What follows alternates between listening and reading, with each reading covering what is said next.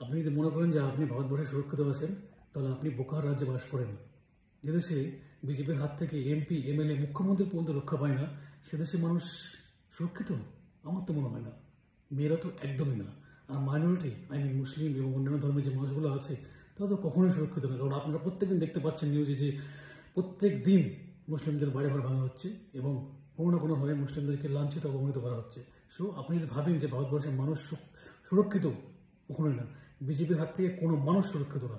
প্রত্যেকটা মানুষ অন্ধকারে ডুবে গেছে।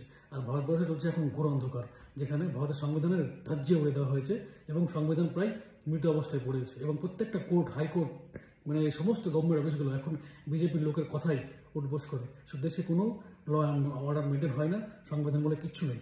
সো আপনি যদি ভাবতে এখনও থাকেন যে হ্যাঁ, দেশে ল অ্যান্ড অর্ডার মেনটেন হয় এবং দেশ সুরক্ষিত আছে, তাহলে আপনি নিজেকে বোকা প্রমাণ করছেন, এছাড়া আর কিছুই না।